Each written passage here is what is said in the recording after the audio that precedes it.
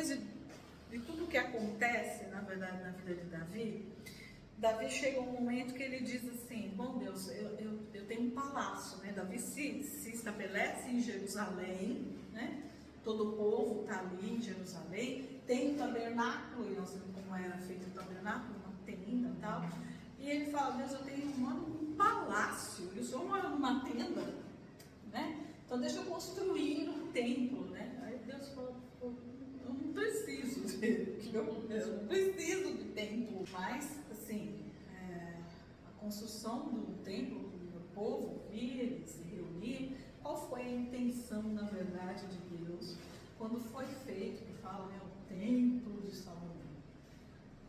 Para que as festas tivessem um lugar, na verdade, não só para as festas, mas o templo era muito grande. Para quê? Para abrigar os levitas, para abrigar as viúvas, para abrigar os órfãos e para abrigar os estrangeiros e serem sustentados por todo o povo, porque já estavam as duas tribos. Então, na festa dos tabernáculos, na festa anual, que o povo descia para o templo, ou para a tenda, que já era feito, o povo trazia suas premissas. O que Deus institui? Aí, assim, ó, mandamento. E Davi cumpria esse mandamento. Ó, vocês ouvirem, vocês vão trazer, por exemplo, nas minhas terras eu planto cenoura. Nas minhas terras eu tenho trigo, nas minhas terras tem abobrinha, nas minhas terras tem... Então, cada um trazia o que tinha, se reuniam, trocavam coisas. Eu não consigo trazer nada porque eu venho de muito longe, mas eu tenho dinheiro. Tá bom, então você compra o que você quer. Parte disso vocês entregam no templo para os levitas, para poder sustentar eles, porque eles não trabalhavam, eles trabalhavam só no templo, trabalhavam na comunidade, para a comunidade, para sustentar os levitas, as viúvas, os órfãos e os estrangeiros. Então, tinha ali os depósitos tal, que se armazenava e eles se sustentavam durante todo o ano com tudo que vinha. Então, Deus permite com que Davi, olha só, não é Davi que constrói o templo, é Salomão, mas quem faz todo o planejamento, toda a arquitetura, que desenha, né, toda a engenharia e manda vir de todos os lugares, todo o material que precisava para construir o templo é Davi. Né? Ele só não constrói. Quem vai construir é Salomão. Mas ele que negocia todo o material, ele que coloca, ó, esse cômodo vai ter tantos, vai ser a altura assim, pé direito não sei das quantas, ele dá um engenheiro, né? Ele que faz tudo isso para que Salomão fala: tá aqui a planta, agora você constrói. Né? E aí então Salomão constrói, mas Davi também já tinha mandado vir todo o ouro necessário para fazer todos os instrumentos da casa, né? Tudo. E aí Salomão, na verdade, acaba construindo o templo, né? E aí tem algo de Salomão que nós vamos ver depois, que é muito peculiar, porque é de Salomão que acaba nascendo uma seita. Salomão, né? Salomão se desvia total. Mas, enfim, nós estamos em Reino Unido, né? O que é o Reino Unido? Então, quem são os reis das 12 tribos? Saul, que é o primeiro rei, Saul era da tribo de Benjamim, foi escolhido pelo povo e reinou, ungido pelo profeta Samuel, reinou por 40 anos, olha só. Foi um rei, começou bem, foi mal, mas reinou 40 anos. E aí vem Davi. Davi era de Belém, da tribo de Judá. Por isso que, quando Jesus vem, fala Jesus Cristo, filho de Davi. Por quê? Porque é o leão da tribo de Judá. Né? Reinou 40 anos, 7 anos em Hebrom e 33 anos em Jerusalém. temente a Deus, conquistou a lealdade do seu povo em muitos territórios, cometeu muitos pecados, né? Joabe é um outro rei que vem depois. Salomão, sucessor de Davi, monarca mundialmente famoso por sua sabedoria. A maior dimensão de sua sabedoria foi a construção do templo de Jerusalém. Está em 1 Reis, de 5 a 7. Organizou seu próprio reino, sua própria corte, escreveu inúmeros provérbios, né, os provérbios de Salomão, e os títulos dos Salmos 72 e 127. Quando mais velho, deixou-se envolver por suas mulheres e pecou. Davi, quando o seu último pedido a Deus era que realmente ele pudesse construir o templo, mas que ele pudesse deixar tudo certinho para o filho, o próximo filho, fazer esse templo. E aí então Davi dorme, né, com seus pais enterrados nas terras de Jessé, onde ficava o túmulo da família de Davi. Salomão reina. Aí Salomão começa muito bem. Né? Salomão começa muito bem. E um dos feitos de Salomão é assim.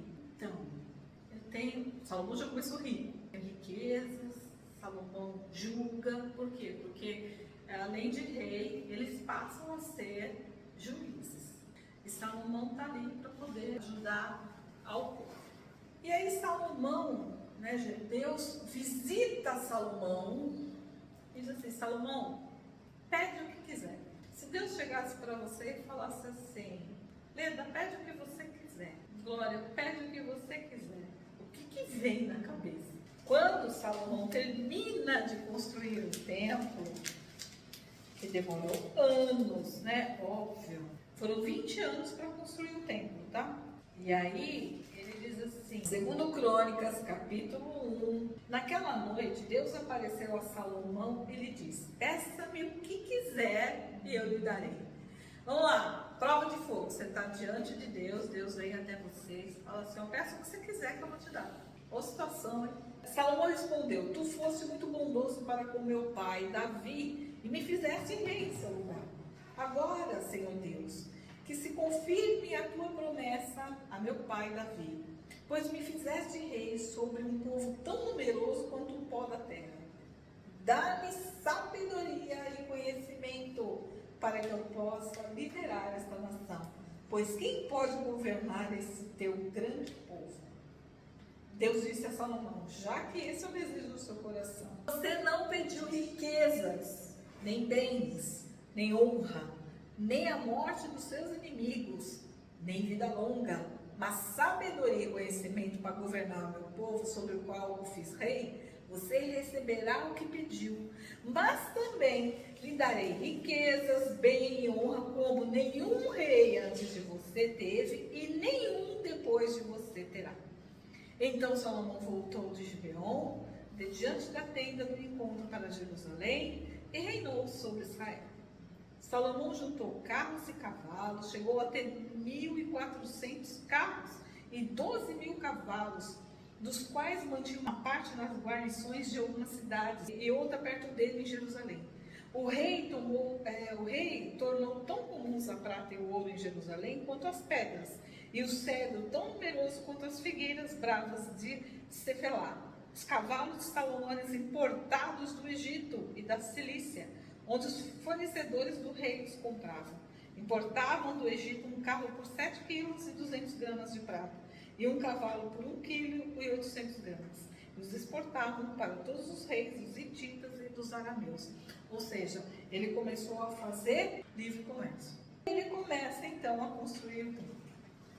Constrói o templo, demora 20 anos para construir o templo, né? E lá em 2 Crônicas 7, 11, Deus aparece de novo a Salomão. Quando Salomão acabou de construir o templo do Senhor e o palácio real, executando bem tudo o que pretendia realizar no templo do Senhor e em seu próprio palácio, o Senhor lhe apareceu de noite e disse: ouvi a sua oração e escolhi esse lugar para mim como um templo para sacrifícios. Se eu fechar o céu para que não chova, ou mandar que os gafanhotos devorem o país, ou sobre o meu povo enviar uma praga, se meu povo se chama pelo meu nome, se humilhar e orar, buscar a minha face e se afastar dos seus maus caminhos, dos céus o ouvirei, perdoarei o seu pecado e curarei a sua terra.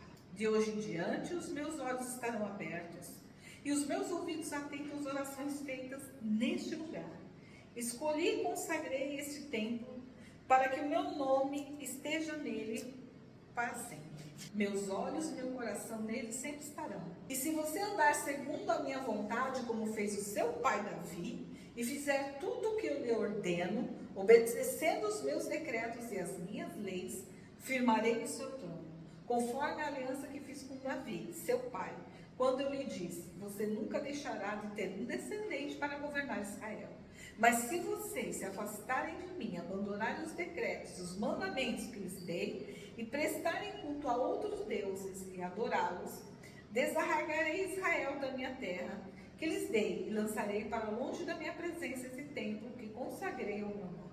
Farei que ele se torne objeto de zombaria entre todos os povos. E todos os que passarem por este templo, agora imponente, ficarão espantados e perguntarão: por que o Senhor fez uma coisa dessas a essa terra e a esse templo? E a resposta será: porque abandonaram o Senhor, o Deus dos seus antepassados, que os tirou do Egito, e se apegaram aos outros deuses, adorando-os e prestando-lhes culto. Por isso, ele trouxe sobre eles toda essa desgraça. Então, olha só, Deus quando fala, e fala para Salomão, e fala para nós, é assim: ó, ok, teu pai quis me presentear um culto, ok, então eu honrarei esse templo. E esse templo será a casa de oração. Então, eu sei que o povo vai pecar. Eu sei que o povo, em algum momento, vai me deixar, ou seja, vai atender os desejos da carne. Eu sei que vão deixar os meus mandamentos. Mas, se esse povo que chama pelo meu nome, vir até o templo, se humilhar, orar a mim. O que é se humilhar, gente? Quando fala em se humilhar, acha que é ser pisado, né? Tá me humilhando. Não, não é isso. A pessoa está falando tudo para mim.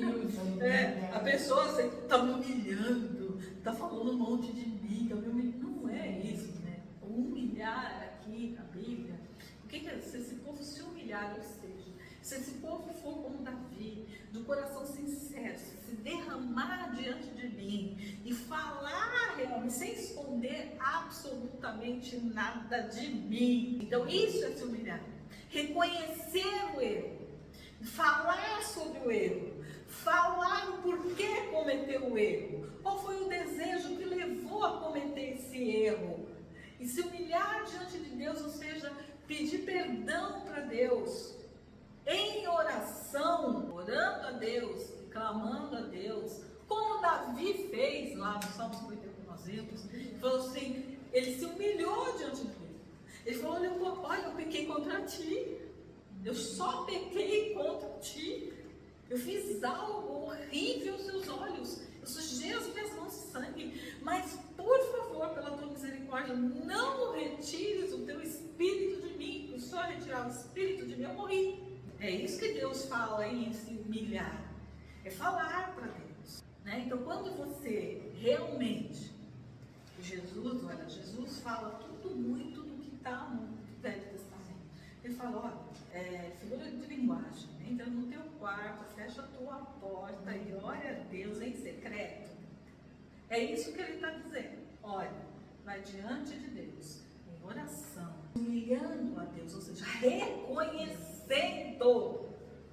o teu erro, dizendo para Deus o porquê que você fez aquilo, o que te levou, qual é a sua deficiência, qual é a sua fraqueza, o que é que você não consegue controlar.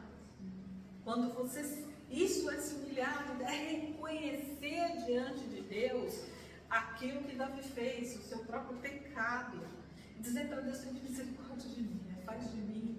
Davi disse: purifica o meu coração, me lava com isopo. O que é lavar com isopo? Você sabe? Na verdade, né? Como eles falam, me lava com isopo. As as pessoas morriam, eles lavavam os cadáveres com as ervas, com aquela coisa toda, assim, para o cadáver ficar limpo e cheiroso, vamos dizer assim, né? Para depois enrolar nas faixas, que eles enrolavam, para colocar nos túmulos. Então era essa lavagem. Quando Davi diz assim, me lava com isopo, que ele está dizendo, tira essa podridão de mim. Eu estou fedendo morte, né? O meu cheiro é cheiro de morte. Então lava-me com isopo. Por quê? Mais uma vez, faz correlação com o que eles tinham, que eram as práticas deles, da região e da época. Né? Então hoje, quando a gente fala com Deus e fala assim, limpa, purifica, lava-me, né? Lava com águas puras, né? Enfim. Então é isso que ele está dizendo. Se esse povo que chama pelo meu nome, ou seja, que diz que crê em mim, se humilhar e orar, eu ouvirei dos céus, perdoarei os seus pecados e sararei a sua terra. Então as pessoas acham, já que coisa linda, vou fazer uma oraçãozinha para Deus. Não é uma oraçãozinha para Deus, camarada. É você realmente entrar de quem é, né, assim, onde é o seu quarto. Pode ser o quarto físico? Pode. Mas o seu quarto é o teu coração. Quarto de guerra. É o seu coração. Então, quando você está diante de Deus, o que é estar diante de Deus? Não, é na igreja. Aí eu deixo a palavra. É o pastor. É o pastor. É o papa. Não. Diante de Deus é você se ficar recluso por um momento e diante de Deus com o seu coração sincero, como eu vi, se humilhar a Deus. Meu Deus, eu fiz isso. Deus, ó, eu mandei aquela pessoa para aquele lugar. Eu odeio aquela pessoa. Eu odeio aquela pessoa. Ele sabe de tudo. Ele sabe, mas ele quer ouvir de você. Porque a partir do momento que você fala, ele começa, e você pede para ele poder começar a viver, ele começa a trabalhar em você. Aí você, então, olha, se eu ver aquela pessoa, eu tenho vontade de matar. Então, você me ajuda a matar aquela pessoa. Né? Ou, Senhor, eu morro de inveja daquela outra pessoa. Eu queria ter tudo que ela tem. Eu queria, sei lá, eu tenho tanta inveja porque ele morresse. Mas, poxa, você acha que não tem gente assim? Você acha que não? Não sei. Bom, existe, claro. Porque o primeiro assassinato foi a inveja, né? A ponto de matar. Ah, se mata por amor? Vamos pegar a ponta do iceberg. O que é esse amor? Além de ser uma questão de possessão, ciúmes excessivo. O que é ciúmes excessivo? Eles vão para a psicanálise, né? A pessoa já não tem o controle, é um desequilibrado emocional total. Mas é o ciúme, gente. Ele é carregadaço de inveja. E mulher tem algo que é terrível, que é a prepotência feminina, que acha que vai mudar a pessoa. Você não muda ninguém. Nunca. Você não muda e ninguém muda ninguém nunca. A pessoa muda se ela quer mudar. Entendeu? Se ela não quer, ela não vai mudar. E não é você que vai mudar. Ponto final. Nem Deus muda. Nem Deus muda se ela não pedir que muda. Se você não se humilhar para Deus falar, olha, eu tenho essa prática, eu sou assim, eu tenho não sei o quê, me muda Deus. Meu coração eu preciso que o Senhor toque em mim, eu preciso que o Senhor impetre em mim, eu preciso que o seu Espírito me dê sabedoria, que o Senhor me mude, me molde. Né? E aí ele vai fazer o quê? Ele vai pegar aquele barro lá, aquele vaso que está trincado, ele não vai colocar cera não, camarada. Ele vai quebrar de vez e vai fazer um vaso novo. Sem cera.